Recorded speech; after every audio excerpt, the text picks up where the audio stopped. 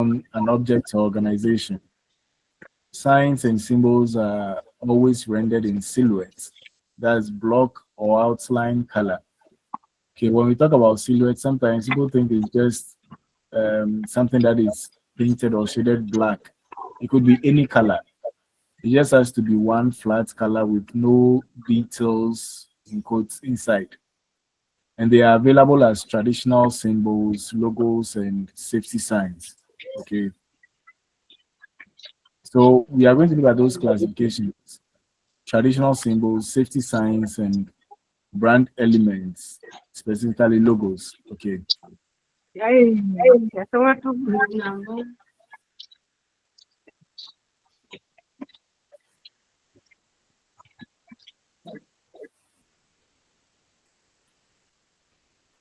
okay.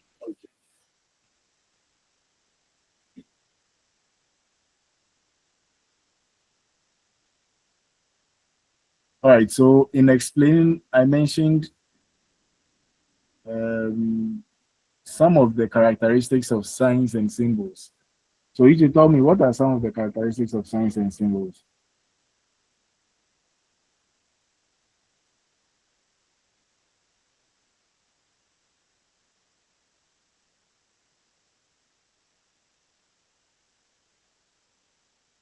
How do you know that this is a sign or a symbol? What? How do they look like?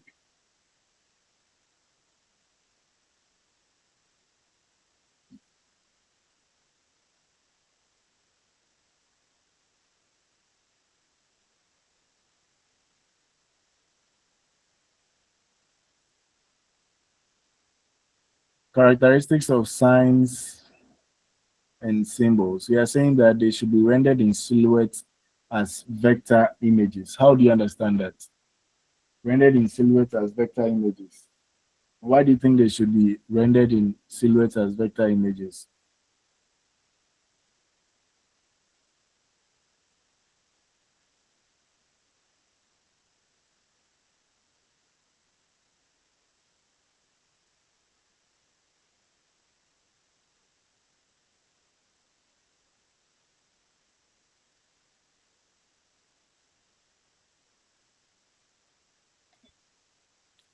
Okay, so I've explained what a silhouette is, but let me explain vector images. Okay, when it comes to images that we create with computers or digital images we create them in either vector or raster.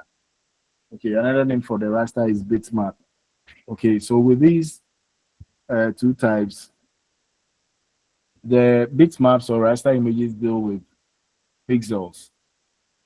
When you zoom into a picture, you realize that you end up seeing small boxes. Okay, so it's many different boxes that have come together to form that image.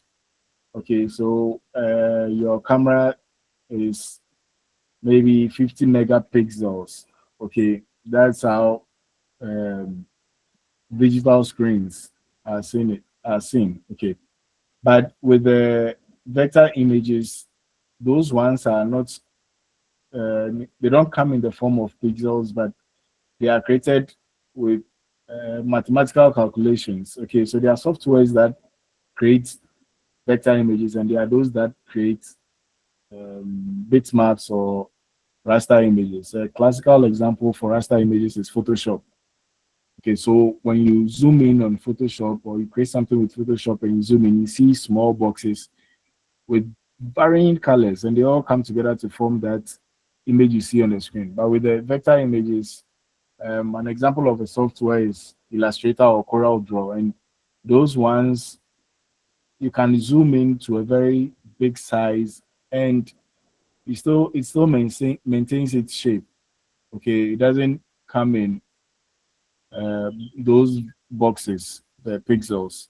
Okay, and it's good to create your signs and symbols in vector images because that makes it flexible when using it. Okay, sometimes you want to use it for a billboard or um, poster, different sizes of works. So if you have a flexible image that can be scaled to different sizes, it helps. Okay, the raster images, the bigger the size of your image, the more um, space or storage space it will take. But with the vector images, it take a very minimal storage space. So even if you make it very big, still don't find yourself wanting. Okay. So that's why you're supposed to create your signs and symbols in vector images, and it should be silhouettes. Silhouettes so that you can easily use it on different surfaces and they can become adaptable. For instance, you are creating a logo and you want to use a symbol. Okay, for it to be able to change in different colors on different backgrounds, it will be ideal if you do it in silhouettes. The second characteristic is that they are designed with few colors, either one or two. Okay, look out for the various signs. It could be the conventional signs or the traditional signs or logo types, sorry, or logos. They don't come in so many colors. Okay, usually it's just one or two colors, and they are depicted in abstract form. Okay, they are depicted in abstract form, usually depicted in abstract form. And when you say something is abstract, basically it doesn't have um, an obvious meaning. Okay, something that you have to learn the meaning. Someone has to explain it to you. They identify, or let me, with abstract too, it means they are not realistic. Okay, they are not rendered realistically. They identify an organization, so the logos you see around and even our traditional signs and symbols can be used as logos to identify organizations. When you see a swoosh, you know it's representing Nike. Okay, the football teams too, they have their logos that when you see, you can easily mention the name of the team without having to see the name. They represent a group of people, organization, an idea, or a phenomenon. A good example is the traditional symbols. Okay, these ones can represent ideas. Okay, it can represent a group of people. When you take the Ghana flag, for instance, it represents us. It's a symbol that represents Ghanaians. Our coat of arms, they're all symbols that represent Ghanaians. And they have symbolic or philosophical meaning. They can be used symbolically, or they have some. The ones with symbolic meanings are usually the conventional signs, like the warning signs and the rest, or logos. Okay, but the ones with philosophical meanings are usually the traditional symbols that we are aware of.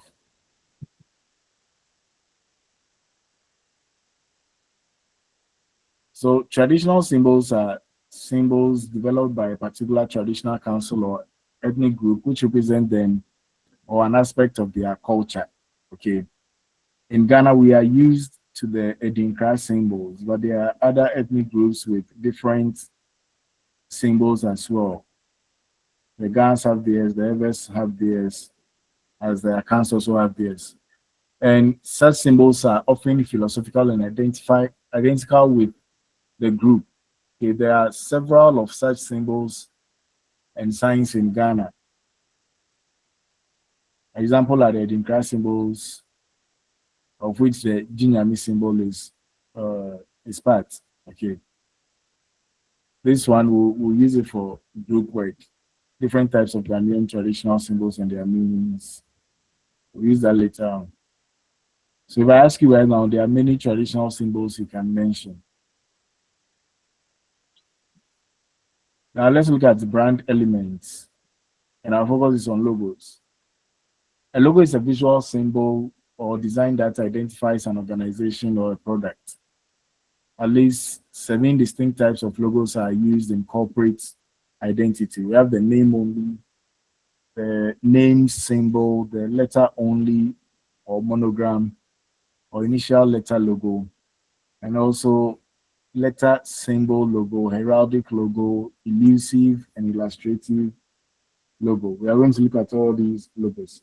Sometimes you see them elsewhere with different names. Okay, so let's look at them.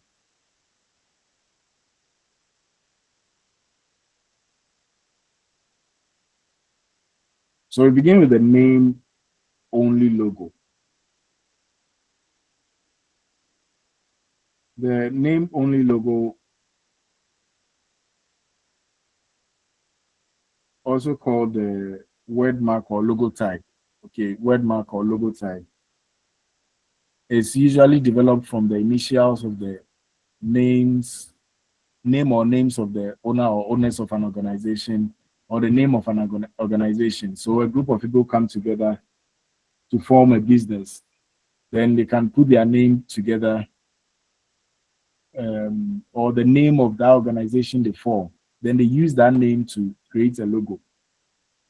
Such initial names or acronyms are often designed in freestyle or decorative, and the letters are often joined to each other with an element. The logo below is an example, like you see here. Kwajak is a name only logo. Okay, there are so many examples.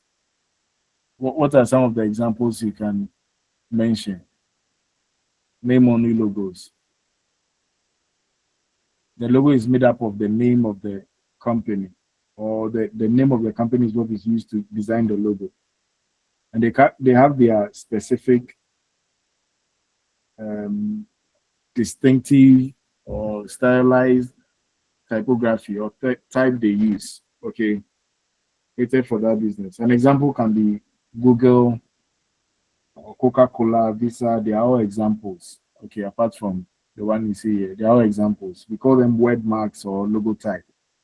Okay, or name only logos. Then we have the name symbol logo. The name symbol logo, which is an initial logo or an acronym formed from the name of the organization or the owners of the organization and placed in a symbol. So you still see the name there, but this time it comes with a symbol. Such background symbols are often geometric shapes such as circles, ellipse, triangle, rectangle, square, polygon, or irregular shapes. Okay, the logo you see at the side, this time it comes in a shape. Okay, and that's a name symbol logo. Okay, like I mentioned, you can also call it a letter mark or a monogram. Examples are the Adidas logo, Facebook, and the rest. Okay.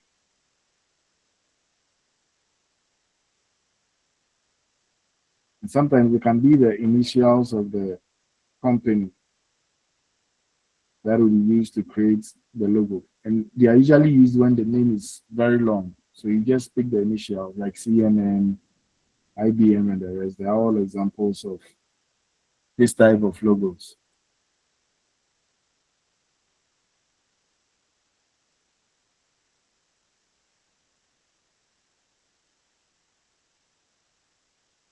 Then there's the letter only or initial logo type. And it's a kind of logo which is based on a composition of the first letters of the name of an organization or the owner of the business or organization. The initials are juxtaposed, overlapped, uh, intersected, or yeah, so intercepted. Okay, and they are usually created with freestyle lettering or decorative lettering. So in Ghana here, we know the GBC logo as an example. Okay, and this is where, okay, so with CNN, so the actual logo has a shape it's placed in, but this one sometimes it doesn't come with a shape. Okay, so it can also come here. So this is an example, the GBC logo. Okay, and the GTV logo, they are all letter only or initial letter logo. Then there is the letter symbol logo. And this is placed on the initials of the name of the company organization, but the initials are placed on, it's based on the initials, and the initials are placed on whether a regular or irregular shape. So with the letter logos, the initials can be composed or separated. Okay, it can be put together or just individual letters placed on a shape. Okay, and that's the example we see the letter symbol logo. Then there is a illustrative logo. The illustrative logo. And this type of logo is dominated by vivid, realistic illustrations or an illustration. Such logos either stand alone or are combined with text, which is often the name or the slogan of the organization. With illustrative logos, the illustration often reflects the function, the operation, or the tools and equipment used by the organization. And this is an example. So with this one, you see an illustration of whatever they do, okay, whatever they do to be part of the, or to be forming part of the logo. Okay, so you look at these creative strokes and concepts. Once you see this, you clearly know that it's about art. Okay, yes, because they've illustrated what they do in their logo.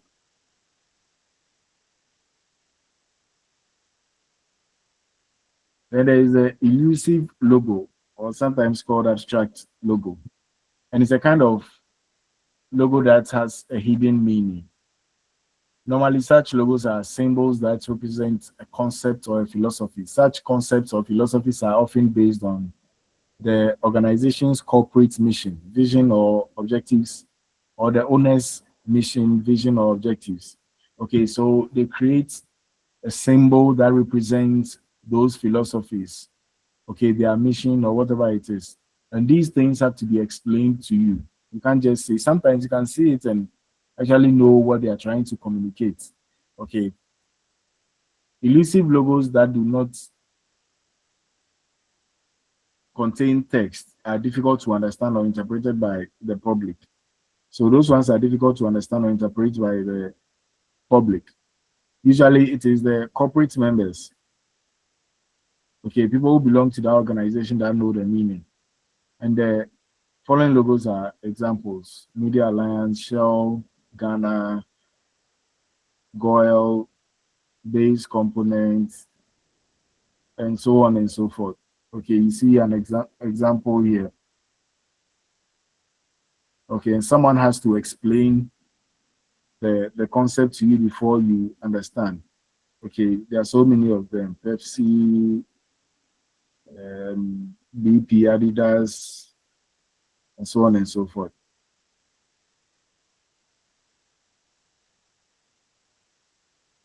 Then we have the heraldic logos. Heraldic logos, which can also be called emblems. Okay, heraldic logos or emblems. This kind of logo usually incorporates background symbol, ribbon, text, and illustrations in its structure. The background symbol usually depicts a shield or a regular geometric shape.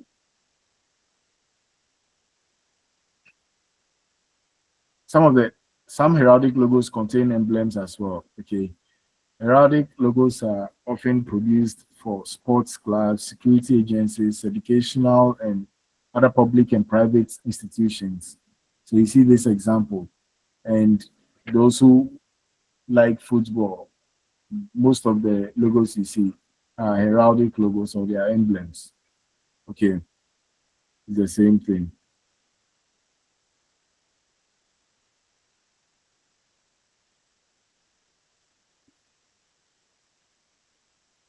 So here are some qualities of a good illustration.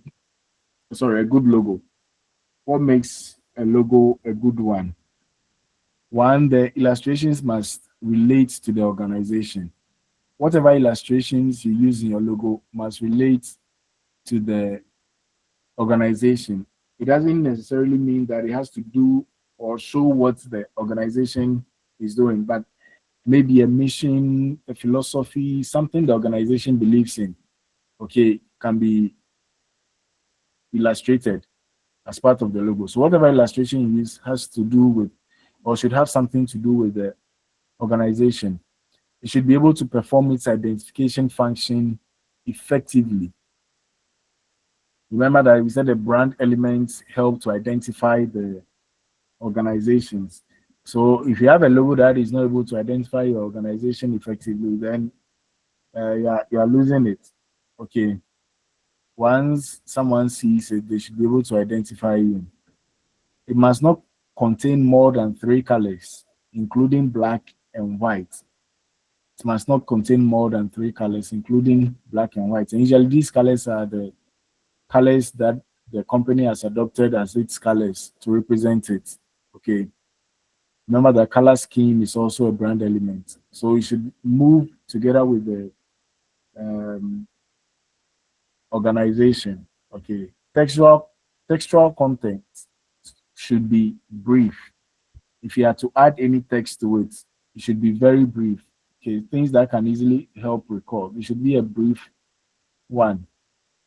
Then it should be rendered in silhouettes or flat tones. The reason that, um, or the reason for which logos were or are mostly rendered in flat tones is because of the reproduction of the logos. Okay. Previously was screen printing, and having it in gradients and the rest means that you have to produce multiple screens to break it into half tones and print them. Okay. But it will be easier to reproduce a logo that is done with flat tones because screen printing was the main type of printing. But now that there is DTF and other modern means of printing, people tend to produce their logos with gradients here and there, like Total Ghana or Total, the company Total. Now their logo has gradients. It used to be a flat tone. So it's mainly flat tones. Okay, it should be flat tones. And it must be able to be reproduced by manual, electronic, and mechanical printing processes. Okay, and this is where the flat tone is very necessary. If you are producing it manually with your hand and there is a gradient somewhere, it means you'd have to paint to get that gradient, which might be difficult. In fact, it will be difficult. Okay, to just be like you're creating a full colorway. Okay, so it must be something you can easily reproduce or reproduce manually, electronically, and mechanically. Don't just think about the electronic and the mechanical means, but also consider that you might have to produce it manually. Imagine you get to a place that you need to use stencil printing to produce that logo. Will it be easy to do? Okay, so create it in flat tones. And it must satisfy all relevant principles of design. Don't think that it's just a logo, so anything goes. Okay, it has to satisfy all the principles of design. So harmony, balance, and all those things should be seen in there. It's a full artwork itself.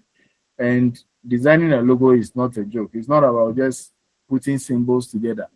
It's brand identity. It has to identify a brand. It communicates a lot about the organization or individual it is representing. So you have to pay attention to it very well.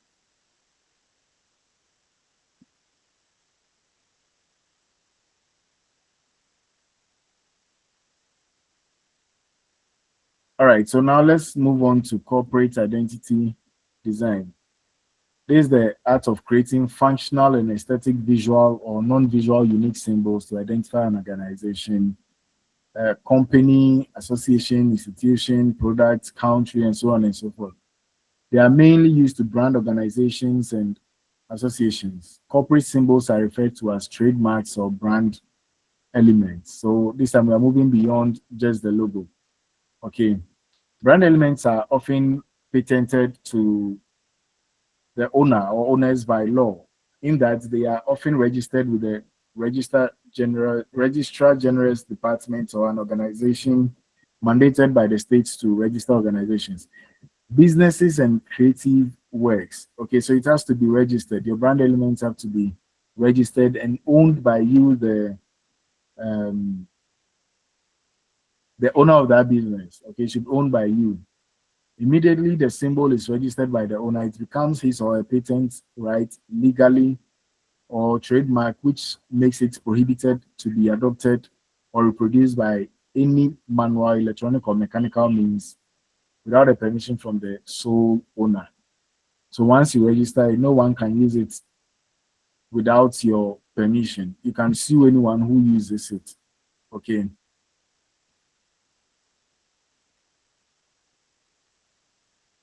Promotional design. This is the art of creating different types of communication design items to advertise or promote the brand elements, products, services, or ideology of a particular company, organization, or association. Example of promotional design items are posters, flyers, leaflets, t-shirts, caps, business cards, clothes, catalogs, signage, banner, magazine, TV, and so on and so forth. Okay, they are all used to promote the business, and that's why it's called promotional design. Okay, different communication design items that you can use to promote your business. Promotional design, relevant brand elements of a company, organization, or association must be integrated into the item. So when you're doing your promotional design, the relevant brand elements, color, and all those things. So if you're making a cap, you're making a t-shirt, business cards, you have to include your brand elements in there. Okay, the relevant ones. Make so when you talk about the relevant ones, you have to see your logo in there. If it's promoting your business, you have to see your color scheme. Okay, if there's a particular typography used, we have to see it, so on and so forth.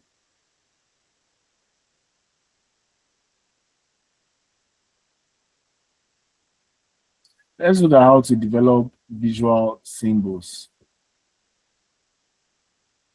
or logos. The major factors to be considered when developing identification symbols are: one, the name or names of the owner of the organization or business.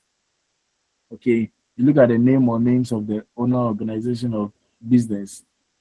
Then the philosophy of the owner or the organization. What philosophy do the or does the organization operate by, or does the owner or owners operate by? The mission, the aims or objectives of the organization, the philosophy and functions of the organization, the nature of the organization's activities, and so on and so forth. So if you are creating a logo, you don't just get up and put symbols together because you feel, oh, it's nice. It looks nice like this. Why are you choosing this color? Okay, you have to consider all these things and they'll inform your color choice, they will inform the symbol you use, even the type of logo to create, and so on and so forth. Okay, so you have to consider these factors. You don't just get up and put things together and say, this is my logo.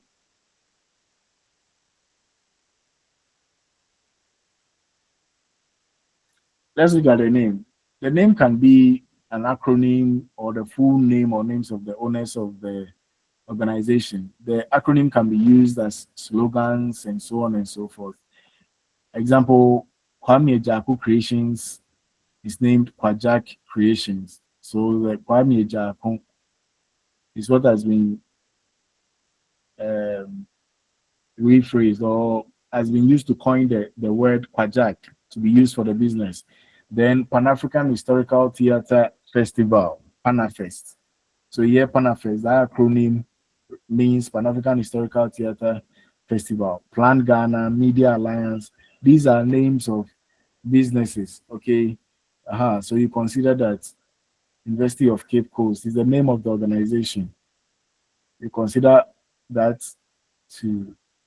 Then you look at the slogan or the motto. The slogan is the nickname of the organization or business.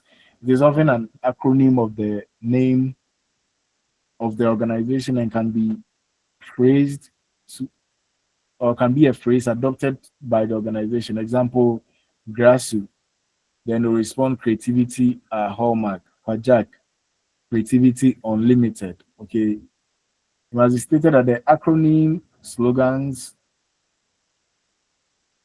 slogans or name of the organizations are often mentioned before it is responded with the phrasal slogan. So MTN before you respond everywhere you go. Okay.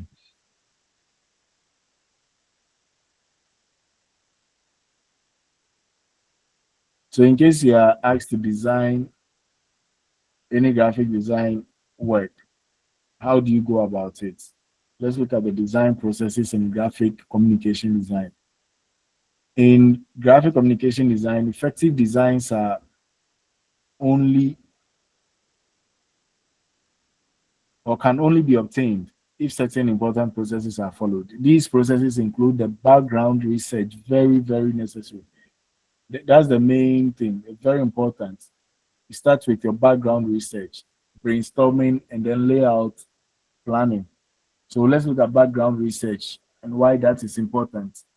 Being a service industry, most graphic communication design works are commissioned by clients, and these works have specific objectives and functions. Okay, your work is not what you graphic design is not just getting up and creating works. It's usually commissioned by someone. I want you to design this for me. I want you to do that for me. So someone will come to you to commission you to do the work.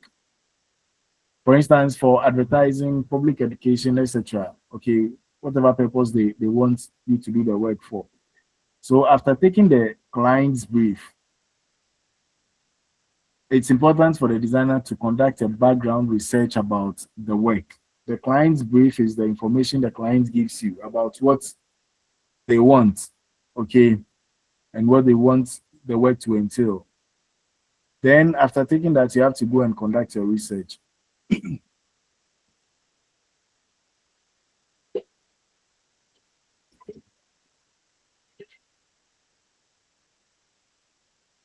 Example, similar works other designers have produced, design concepts other designers have used to approach their designs, detailed background information about the organization, association, or the product, such as goals, aims, and objectives, mission and corporate philosophy, competitors, and so on and so forth. You conduct research into all this. You may be thinking of a very nice idea for the work, but maybe someone has already used it. Okay, so you go out there and look at what has already been done by other designers. Look at concepts they use. Is there something you can borrow from them? Not to go and copy what someone has done, but just to borrow from them, to look at what has been done so that you don't end up creating something that you thought was original but had already been done. This background knowledge will help the designer to make the relevant design decisions that will enhance the quality of the final work. So if it's a food production business who deals in snacks, you ask yourself, what kind of colors are used to represent food businesses, okay, businesses that produce food? What kind of colors are used? And even when you look at it in food terms, this particular type of food, okay, every food will have colors that go with it, typography that can even be used to arouse emotions and all that. So you need to conduct a lot of background research. You don't just get up and start creating the work. Okay.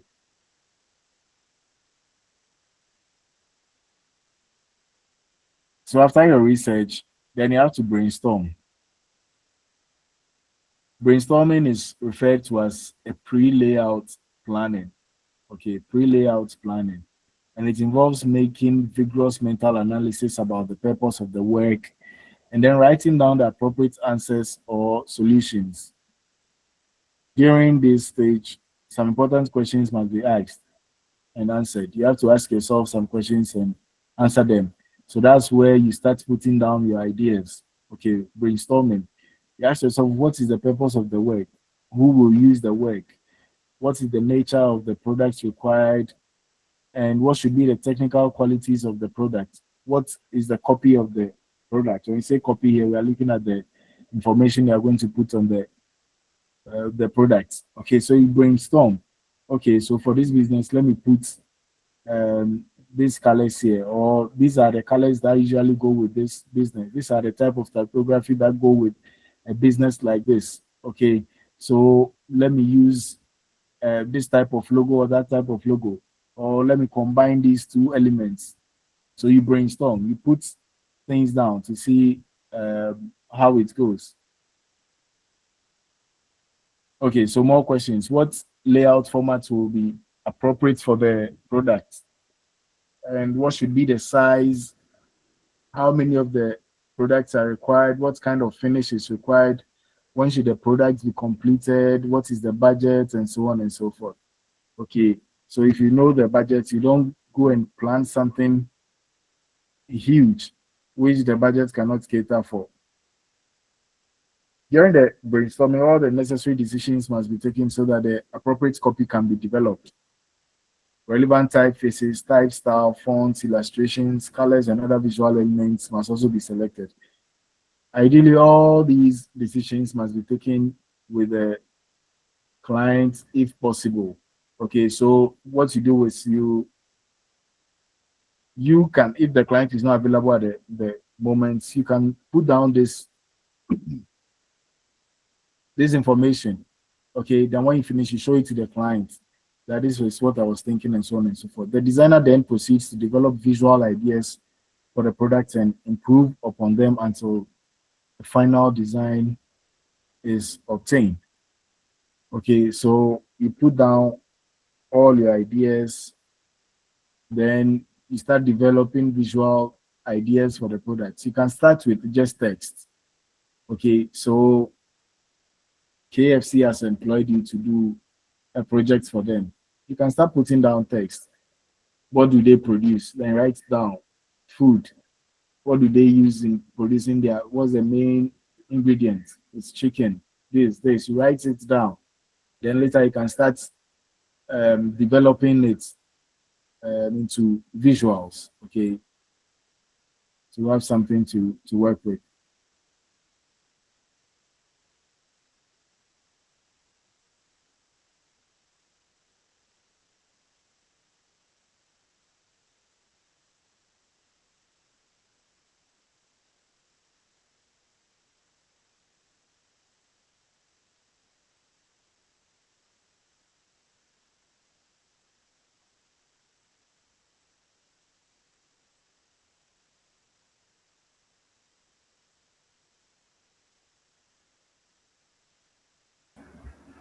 Okay, so the first two are not really practical as much. Now we have to move into the practical aspect. The practical activities involved in layout planning include the following three stages or processes.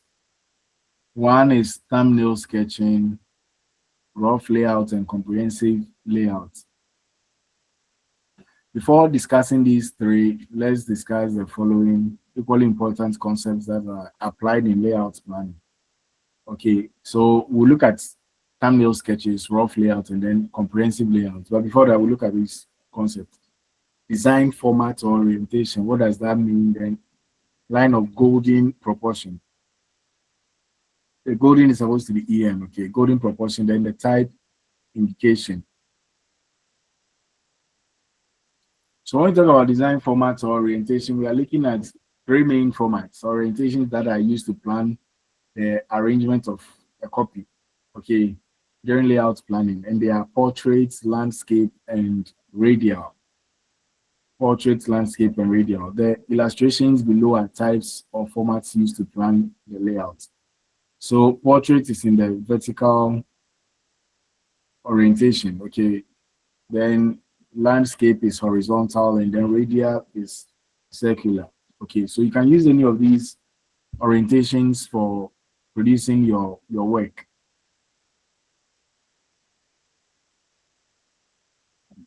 And it should all depend on the kind of work you are doing. Okay, you select it based on the kind of work you are doing. Then there is the line of golden proportion. The line of golden proportion is a general principle used to place a copy on a surface or page when planning a layout. The copy must be placed at the optical center of the page. Okay, the optical center is a point slightly above the mathematical center of the page. What this means is that when you take your page and divide it into two equal parts, okay, don't place your copy at the very center of the work. Okay, we are looking at a space just above the mathematical center. Okay, in printing and typography, the optical center is referred to as the line of golden proportion. The optical center of a page is often or is found by dividing the height of the page into 8 equal units. Okay, the third dividing line from the top is the line of golden proportion. When a copy is centered on the optical center line, the top margin is smaller than the bottom margin. The illustration below will explain that. And yes, so this is how you place your work, not at the actual center of the work, but your main element should be here. Optical center, it means that's where your eye will really see first, not um, the actual center. Okay, so if you have a very important element to place, like the name of the program, you are organizing a program and the name of the program itself, okay, maybe Shutter First. That's the main name of the program. That's where you place it so that it captures your audience attention. Then we have what we call type indication, which refers to the methods of indicating the position of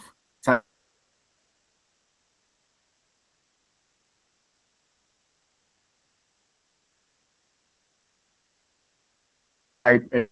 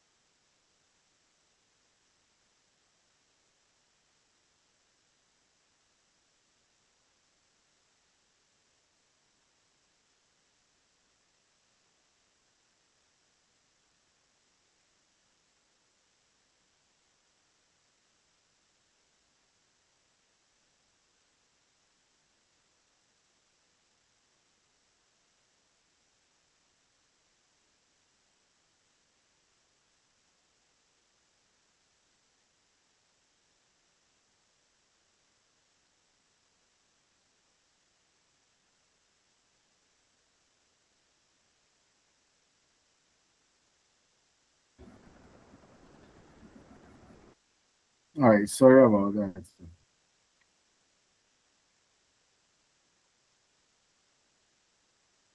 So, like I was saying, in planning your work, okay, in your layout design, there is a way to indicate where you put text and where you put images.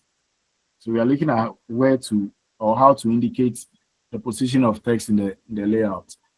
Type indication refers to the method of indicating the position of type or text elements on a page when planning a layout for graphic communication design works. And there are three ways. We have the comping or rule line, we have looping, and we also have greeking. Okay, let's see what they mean. Okay, so with comping or rule line, it involves ruling straight horizontal lines to indicate the position of a text on a page.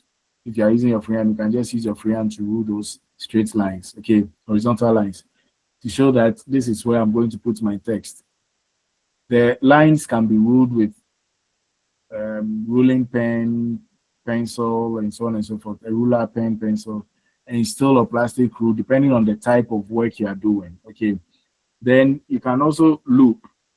Loop simply means using short and continuous curves on a straight line, okay, to represent the position of the text when planning. Some wavy lines here, you can see this.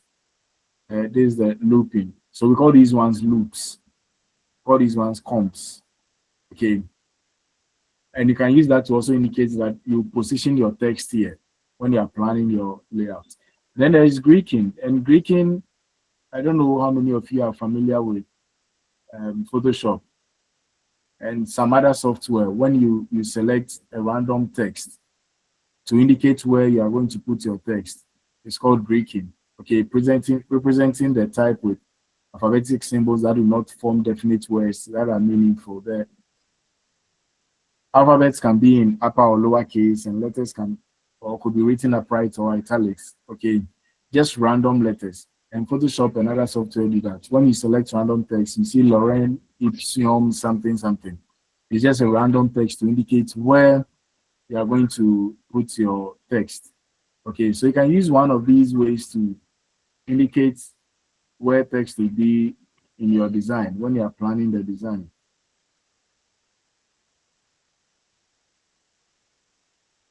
Now let's move to the practical aspects. So thumbnail sketches.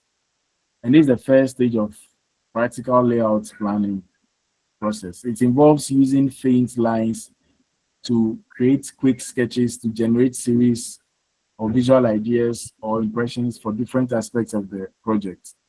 Okay, using faint lines to create quick sketches to generate series of visual ideas or impressions for different aspects of the project. Thumbnail sketches may include ideas from exploring different kinds of illustrations, decorative and semantic lettering, and others. The process also include composing the various elements of the copy on a sheet in different layouts, formats, and type styles.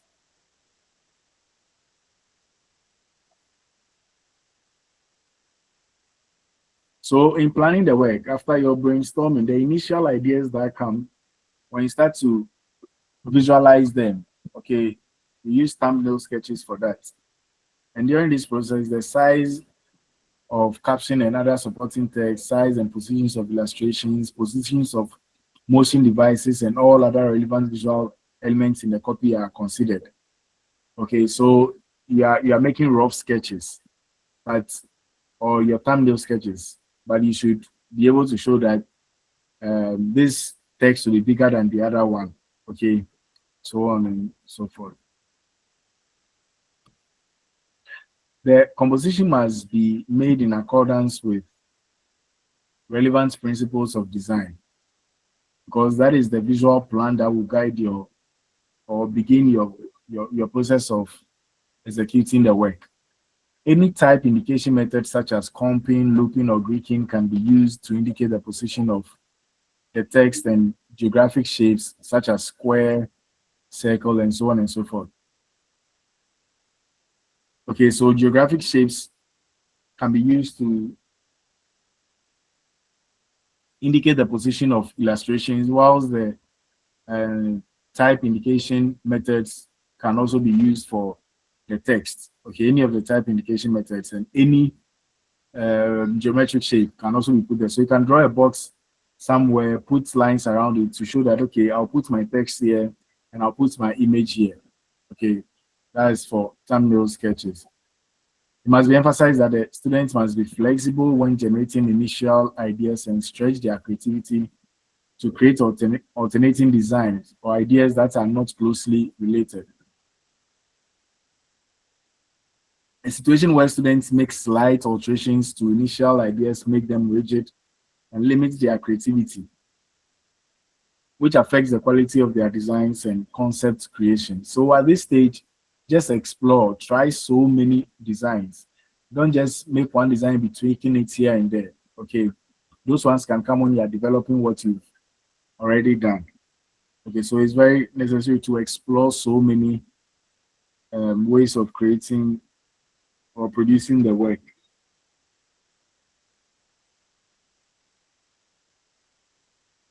Now let's ask ourselves, what are the benefits, okay, of thumbnail sketches, the importance, purpose, benefits of thumbnail sketches? One, it helps the artist to record his or initial visual ideas quickly.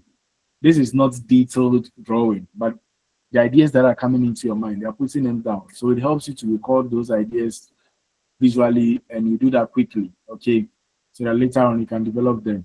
It helps the artist to explore different ideas and find different solutions for project. Okay, so you've been given a work and you need to explore, come up with different ideas, and thumbnail sketches will help you do that.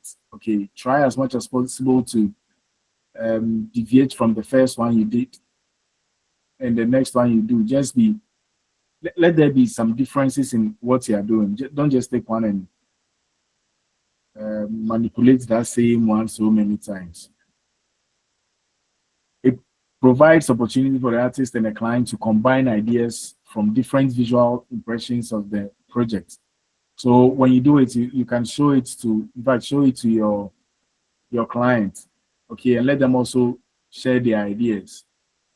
Maybe something you did in the first thumbnail sketch, the clients will prefer that you combine it with something else in maybe your fifth sketch. Okay, so you put ideas together. You and the clients can combine ideas to come up with a final work.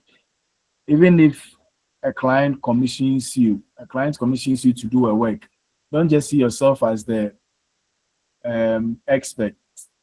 So you use only your ideas. You have to be going back and forth to the client. Okay, there's a stage called iteration. So you go back and forth until you get the final work done. It also helps the designer and the client to see how the idea looks like, make comparison, and select the best ideas for the work. Like I mentioned, the ideas can come from different parts of the thumbnail sketches. Maybe something you did in the first one will work better with something in the second. Okay, you do that. It also helps design students to improve upon their creative ability. Okay, helps them to improve upon their creative ability, not just students, but graphic designers as a whole, to improve on their creative ability, because you explore so many ideas.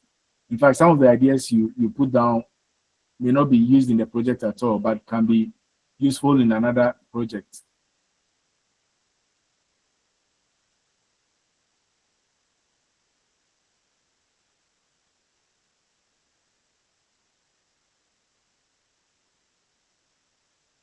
So from the thumbnail sketch, we move on to the rough layout. And this is the second technical activity, okay, in the planning process. It is also called rough sketch. The process includes improving, developing, or refining your selected thumbnail sketches. Okay, you can just call it rough. So you start to improve your thumbnail sketches. At this stage, ideas from some of the selected thumbnail sketches can be combined. Okay, so you pick one here, one there, and combine them to form a different one. Rough layout planning is done by setting out the selected thumbnail formats.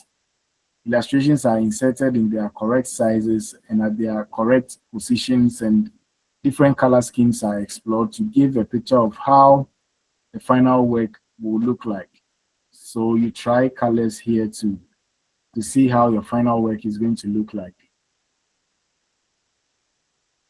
2 or 3 best rough ideas are finally selected in consultation with the client. You see that from the beginning, we've been involving the client and subject them to rigorous jury to seek opinions of other people. Okay, so your peers, it could be other graphic designers, you show it to them. What do you think about this thing I'm doing? Okay, all the relevant suggestions must be considered, and then you develop the rough layout to a final design called comprehensive layout. Okay, so at the rough layout stage, you combine some of your thumbnail sketches, you apply color to see how it will look, okay, in different ways and all that. Then seek feedback from the clients and your colleagues and anyone who can make an input. Okay, then from there you can move on to the comprehensive layout. What's the purpose of the rough layout? It also helps the artist to explore various color schemes and select the best scheme for the work. So at the thumbnail stage, you don't add color, okay, but here you bring in your colors and you explore the color scheme to see how it will work. Okay, maybe it's the same color scheme, but the various elements in the work, which one will best move with this color? Or which one will communicate best when I use this color? I want to represent wealth. What color can I use to represent wealth? And which kind of elements? Okay, you explore all those things. It also enables the artist to explore different typefaces, type style, and fonts for the work. Okay, so this side too, you can explore different typography for the work. It helps the artist to plan appropriate hierarchy of text for the work. When we talk about hierarchy of text, in designing, the most important thing should be the biggest in terms of the text and even illustrations. Okay, so you give the size to the text or the type based on how important it is. It enables the artist to explore different types of painting techniques for the illustration or illustrations and select the best for the work. It enables the artist to insert the actual illustrations that have been selected for the work. Okay, so you explore different techniques for the illustration. If you have to paint it, what kind of painting technique should you use? Should you use pen and wash, pen and ink? Should you use realistic painting, impasto, whatever technique you have to use? If it's a digital image you have to use to, what kind of image should you use? Realistic or abstract or a cartoon? You explore all those ones to see which one works best for your work. And it enables the artist to insert the actual images that have been selected. Okay. Then it enables the artist and the client to get a fair idea of how the final work will look. How the final work will look. The artist and the client will both have an idea before the final work is produced. So after the rough, we move on to the comprehensive layout. This is the final technique or technical activity in the layout planning. It's called the production layout. It is the most important stage of all the processes. This is because it produces the master plan or the blueprint of the proposed work. Okay, this will produce what the final work will look like. The comprehensive layout reflects the exact product or work produced in a reduced scale or prototype. This lets the designer and the client see the finished work in a reduced scale and decide to change it or reproduce it in mass scale. Okay, so you're producing the final work, okay, but in a smaller scale. That's a prototype to show how the work will look like. So if you all agree on that final work, then you can produce it in the scale it has to be produced in. Okay, you don't just start producing 1,000 copies. No, produce one, and it should be the prototype, the final way, how it will look. Produce one. If everyone is okay with it, then you move on to produce the large quantity. The comprehensive layout is supposed to be camera ready, which means that the usually no further changes are done in it before it is reproduced. Okay. After it has been certified and approved by the client and the designer, it is photocopied and all the necessary information and instructions, specifications needed by the production team are documented in an overlay sheet and attached to it. This will serve as a guide for the production. So we said that we are producing it at a smaller scale in terms of size, a prototype, okay, size and quantity. So when it's approved, then you use what we call the overlay sheet to indicate all the specification that should be used for the final work and all other instructions that should guide the production of the final work will be added to a photocopy of the work and then given to the production team to produce it. So the overlay sheet we mentioned is an information sheet that contains detailed instructions about a comprehensive layout or a camera-ready design. Serves as a guide for reproduction and states explicit information about all the various elements in the design, such as the size or sizes of fonts, the color scheme, the reproduction method or methods, and is always prepared by creative directors or freelance designers for mass production of their designs by press houses. Okay, so you need that to give the specifications and all the information that will guide the final production.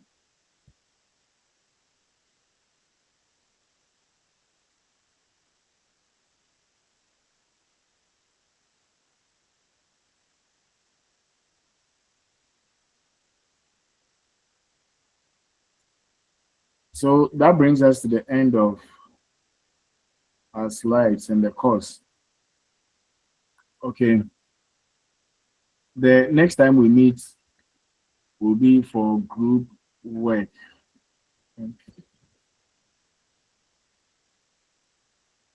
So we need to get the groups and the topics.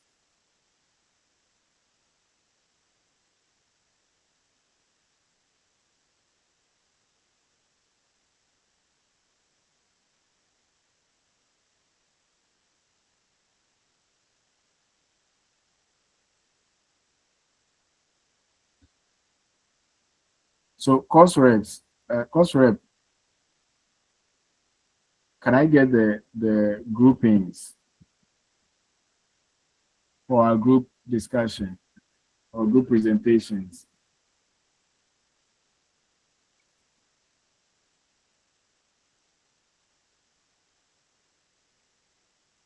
Kindly send that to me so that I'll send the topics that you need, or sorry, each group will present on to you so that you share it with your class for your group work for the presentation.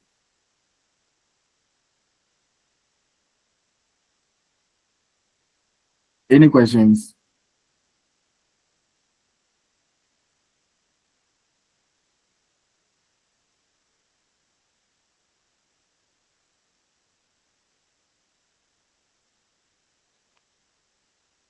Good afternoon, sir. Yes, Please, good it's afternoon. please only today that I've joined the link. Oh, Please, I'm Coretta from okay, Upper. So please, okay, sir, please add me to the group. I don't know my members. okay. So Nicholas can do that for you. Where is Okay. Nicholas?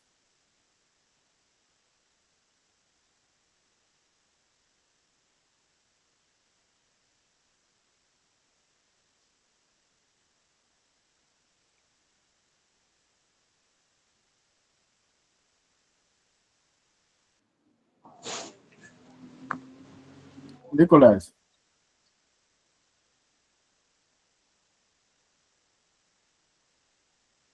Nicholas is the course rep, right? Yes, sir. Yes, sir. All right. Um, let me put his number in the chat so that Rita, you can pick his number and contact him so that he adds you to the group.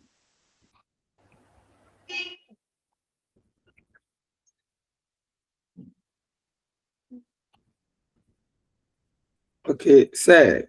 Please, I'm George Akambelim. Okay.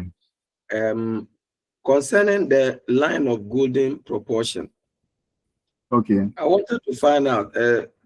Sometimes you see some logos or certain diagrams, and the name of the, let me say, the item is boldly written first before any other component come in. So, with the illustration you gave us here, indicating that that one, it comes in the upper middle of your diagram. I wanted to find out if, in case the golden line, or let's say the name of that particular logo comes on top at the first point, is that wrong? Or Okay. So it's not wrong. Okay. Basically, what I meant was that the main item, let's say if it's UCC that is having a program, there will be a name for that program. Okay. So maybe faculty meeting. Faculty meeting should be placed here. Okay. Then you can put the other elements above it.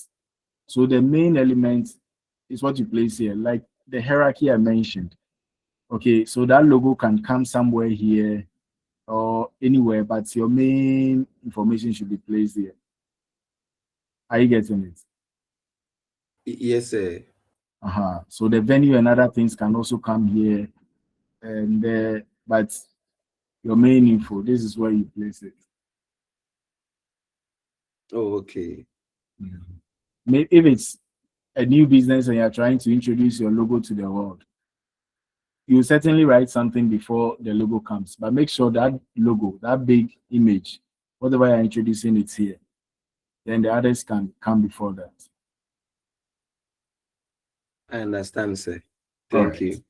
You're welcome.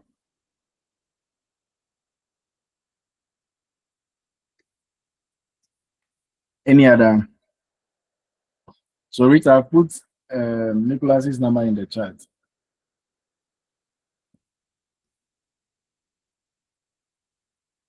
Please, sir. Mhm. The starting of the topic, like last 2 weeks, please, I was not part. It was last week that I've do my registration, and they asked me they give me the link. Okay, so when I he can't asks you get to, can you get what? the document, like the notes, please. Yes. I've sent it to the page, but I'll resend it for your sake. Okay, Okay, thank you, sir. you're welcome.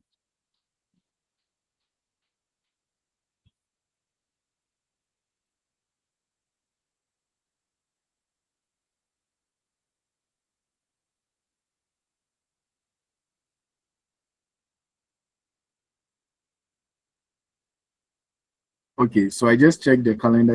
We'll meet again after your quiz for the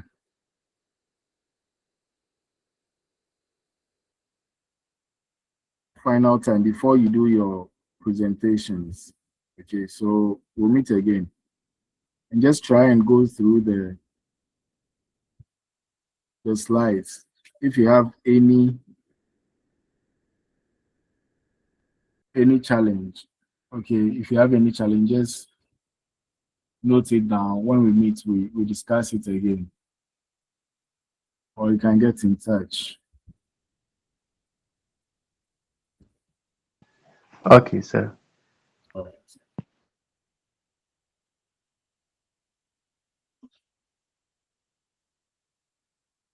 right. Is there a hand up? Yes.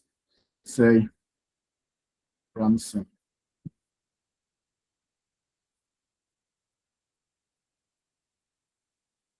Yes, ransom. Ransom.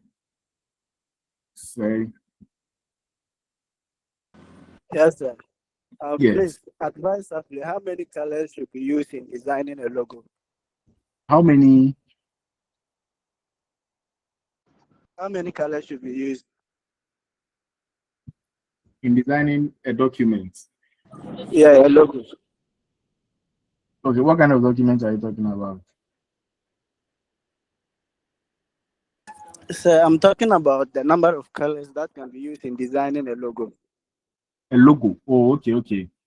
So you Advise try us. and keep, yeah, you try and keep it at two or maximum three. Okay. Your logo shouldn't be too colorful. So if you get one, two, or three, it's fine. You can go as much Okay, as sir. four, but there should be a reason for doing that. If you want to use four, there has to be a reason for using four. You shouldn't use too many colors for your logos. All right, sir. All right. You look at Coca-Cola and it's just one color. Okay. All right, sir. All right.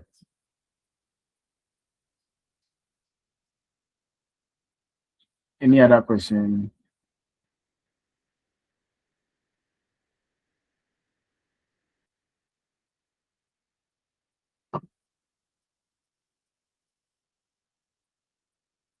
Sir, please. It seems recently Google they have changed their logo or something like that. Okay. And yes, they use colors to represent their letters. Mm, And okay. when you Yeah. look at the colors, it's about 4 colors Mhm. representing that particular name, the Google. Yes. So Google does that a lot. Okay. They try to make their logo a bit dynamic, but the actual colors they have for their logo is four. Okay. And that's what runs across all their surfaces or their interfaces and all their products. They use four colors. But usually during certain programs, festivities, and the rest, you see them altering their logo, but they try to maintain something to show that it's still Google. For instance, on Monday, there will be the Super Bowl, which is a very big sporting activity in the US. Okay. So for some days now, when you look at the logo for Google, you see that they've changed it. Just try it and see. You see that they've changed it. But that's not their permanent logo. Okay. Yes, David. Yes. Yes, sir. Good evening. Good evening. You've mentioned that you are done with the slide or the course book. So I want to know if you can have an area that we focus on for our quiz. The quiz can come from anywhere, but the focus will be on the earlier parts. Supposed to be units 1 to 3. Okay, so units 1 to 3, not the entire thing. So before signs and symbols. Okay, thank you. All right. You're welcome.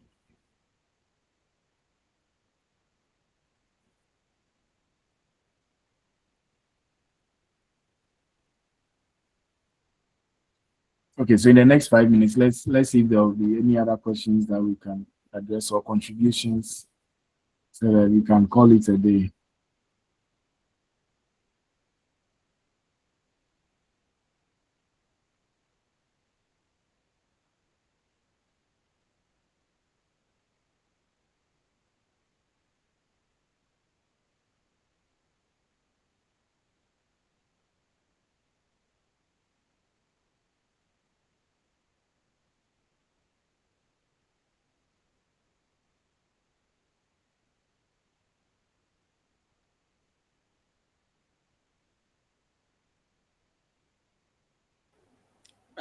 Please, sir. It seems the slide you have used to teach us is not arranged according to Uniso.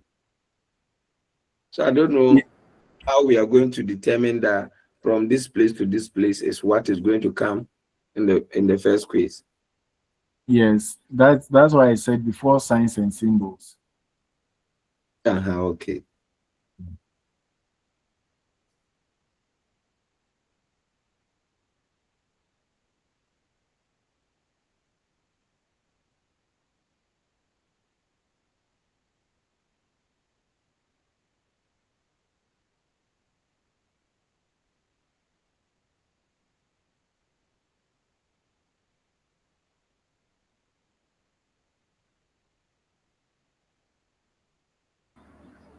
Okay.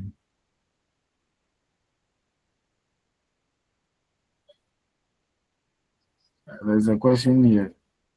I'm coming. I'll let.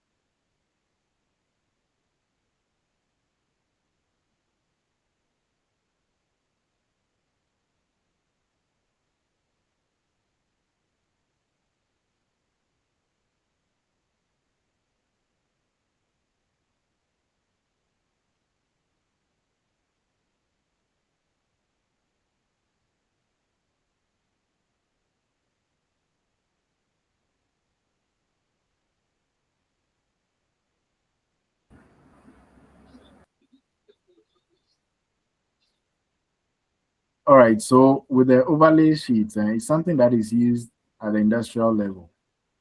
Okay. So it's basically a sheet that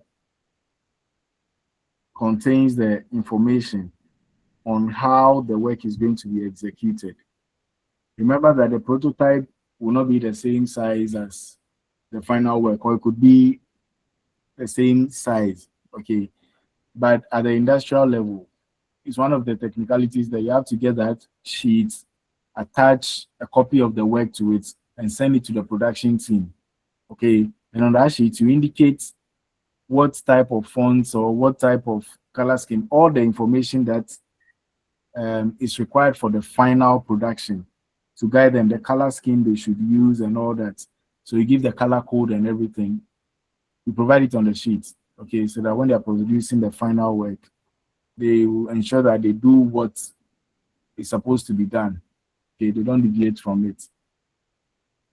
And you can see here that it's done by the creative director of freelance designers. When you go to the industrial level, there are various people who do various things. Okay, it's not like the one-man business or those small scale businesses where one person does everything.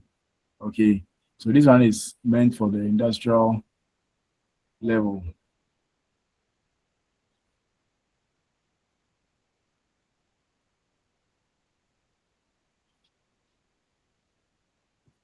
Okay, so with the recording, I think it will be placed on your LMS platform and you can access it from there. Okay, I was expecting the coordinator to answer that question, but she's not here at the moment. She's not available.